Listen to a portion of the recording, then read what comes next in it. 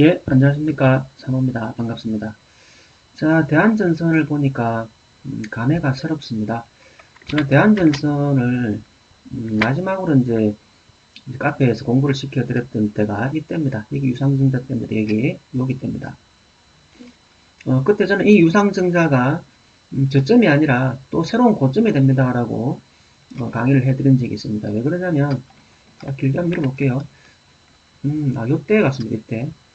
요때 유상증자 같습니다. 제가 이때도 이제 말씀을 드렸는데, 이때도 그러고, 저 밑에서도 그런 얘기를 했었는데, 자, 두 군데죠. 여기 두 군데입니다. 그런데, 이때 유정을 할 때도 제가 뭐라고 얘기를 했냐면, 이것은, 더 하락하는 유상증자입니다. 이렇게 얘기를 했습니다. 왜 그러냐면, 회사가 한마디로 뭐 부도 직전, 뭐 망하기 직전이었거든요.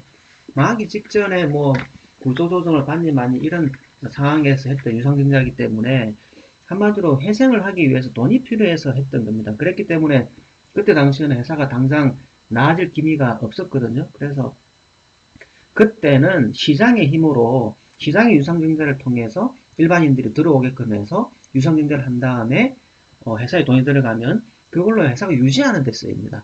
그러니까 한마디로 부도 직전의 회사를 유상증자를 통해서 막았다 이런 의미가 되겠죠. 물론 유상증자의 목적이 그런 목적도 있습니다만 좋은 경우도 있습니다. 좋은 경우, 나쁜 경우를 구분할 수 있어야 되는데, 뭐 그런 내용들은 다음에 시간 되면 하는 걸로 하고요. 일단 이때는 나쁜 유상증자였습니다. 나쁜 유상증자는 그냥 크게 보면 남들한테 다 주는 게 나쁜 겁니다.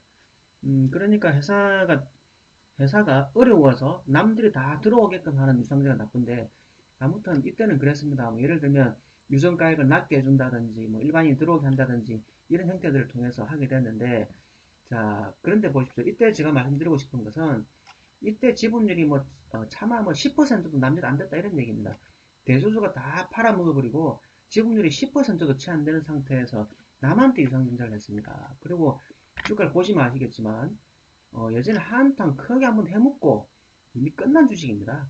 이걸 갖다가 이제 제가 표현하기를, 회장님 거래량이라고 표현하는데, 거래량이 많이 없는 것처럼 보입니다만, 회사 내부 사정을 아는 회장님은 팔 수 있었을 것이다 라고 해서 회장님 거래량이라고 합니다. 그래서 이미 한바탕 해먹고 떨어진 것이기 때문에 여기서는 매집된 것이 아니다. 그래서 이건 날아가는 게 아닙니다 라고 이제 표현을 드렸던 거거든요. 그래서 주가의 이 사이클이 보시면 여기 많습니다. 매집, 상승, 폭발, 그리고 끔값 만들고 더 눌러서, 그러면 예를 들어서 대주주 지분율이 여기에서는 대주주 지분율 50%, 여기 가면 뭐 한 15%, 뭐 여기 가면 7, 8%, 뭐 10% 이하 이렇게 되거든요. 그러고 나서 이제 주가를 이만큼 실컷 누르고 나면, 자, 여기 감자가 있죠. 감자가 있고, 감자가 돼 있을 겁니다. 이 감자 또 있죠. 감자가 또 있는데, 주가를 실컷 누르고 나면, 그때 하는 것이 액면가 유정, 지금 액면가가 500원이죠. 그러니까 최저가로 유정을 합니다. 최저가. 자, 보세요. 2015년도 10월 21일 이때, 예, 최저가 500원입니다. 500원. 500원짜리 유정을 합니다. 그러니까 발행할 수 있는 최저 비용의 주식을 발행해가지고, 지분율이 어떻게 변하냐면 이렇게 변해버립니다. 74%로 이렇게 변해버리죠.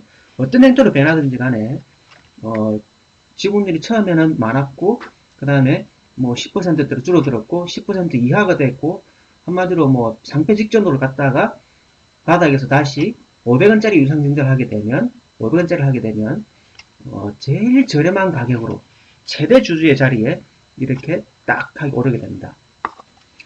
그 과정에서 보시면, 뭐, 니케라는 뭐가 있는데, 일단 패스하고요.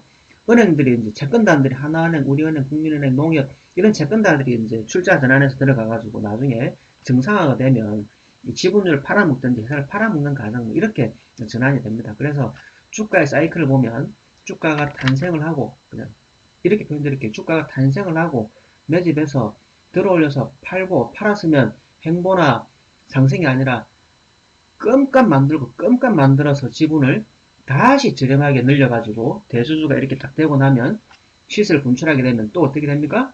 그럼 주가는 시세 차익을 또 얻게 되고, 그러면서 회사가 그 과정에서 정상화가 되면, 자, 그 과정에서 정상화가 되면 그 권리를 다시 취하게 되는 겁니다. 그러니까 올해 수익이 많이 나겠죠, 그죠? 그래서 수익 많이 날 상황으로 딱 전환이 됐습니다. 그래서 이것이 제 눈에 벌써 들어온 지가 몇 달 됐습니다.